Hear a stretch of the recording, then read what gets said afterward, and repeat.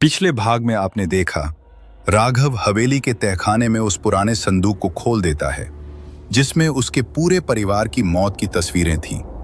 राघव के पीछे से उसकी मां की आवाज आती है जो उसे अपनी तरफ देखने के लिए पुकार रही थी। अब कहानी का आखिरी और सबसे खौफनाक मोड़। राघव का हाथ संदूक पर कांप रहा था। पीछे से मां की आवाज और भी तेज हो गई। राघव, पीछे देख बेटा, क्या तू अपनी मां को यहां तड़पता हुआ छोड़ देगा? राघव को उस बूढ़े की बात याद आई। पीछे मत मुड़ना। उसने अपनी आंखें बंद की और पूरी ताकत से चिल्लाया, तुम मेरी मां नहीं हो सकती। जैसे ही उसने ये कहा, पीछे की आवाज एक भयानक चीख में बदल गई। राघव ने संदूक के अंदर हाथ डाला और उन तस्वीरों के नीचे से एक पुरानी सोने की अंगूठी निकाली जिस पर उस गांव का नाम खुदा था। अचानक पूरी हवेली हिलने लगी, दीवारें टूटने लगी और वो लाल जोड़े वाली औरत सामने आ गई। उसकी आंखों से खून बह रहा था। वो दहाड़ी, वो अंगूठी मेरी है, वही मेरे इस गांव में कैद होने की वजह है। राघव को अब सब समझ आ गया था। ये अंगूठी उस दुल्हन की थी जिसे 100 साल पहले इसी हवेली में मारकर दफनाया गया था और उसकी रूह को शांत करने के लिए हर साल एक नए दूल्हे की बलि दी जाती थी।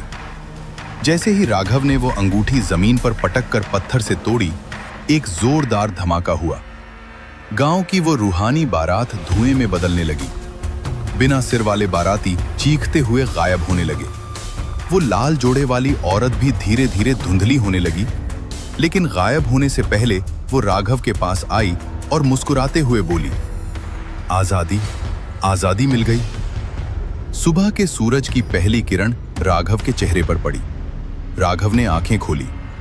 वो अपनी कार में था, हाईवे के किनारे। कोहरा छट चुका था।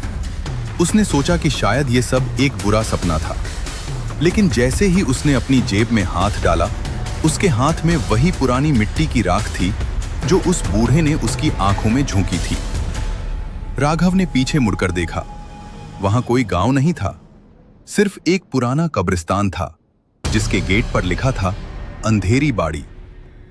राघव ने तुरंत गाड़ी स्टार्ट की और वहां से कभी न वापस आने के लिए निकल गया। लेकिन जैसे ही उसने कार का पिछला शीशा देखा, पिछली सीट पर वही लालटेन रखी हुई थी जिसकी रोशनी अब भी जल रही थी। तो दोस्तों, ये था अंधेरी बाड़ी का रोंगटे खड़े कर देने वाला अंत। अगर आपको राघव की यह कहानी और मेरा प्रयास पसंद आया है तो इस वीडियो को एक लाइक जरूर दें। आपकी एक प्रतिक्रिया मुझे ऐसी ही और भी सच्ची और डरावनी कहानियां खोजने की हिम्मत देती है। अगर आप इस चैनल पर नए हैं तो अभी मिस्ट्री गर्ल को सब्सक्राइब करें और उस घंटी को जरूर दबाएं ताकि अगली खौफनाक कहानी आपसे मिस न हो। अगली कहानी में मैं आपसे फिर मिलूंगी, एक नए रहस्य और एक नए डर के साथ। तब तक के लिए सावधान रहें, सुरक्षित रहें और अंधेरे से बचकर रहें। जय हिंद।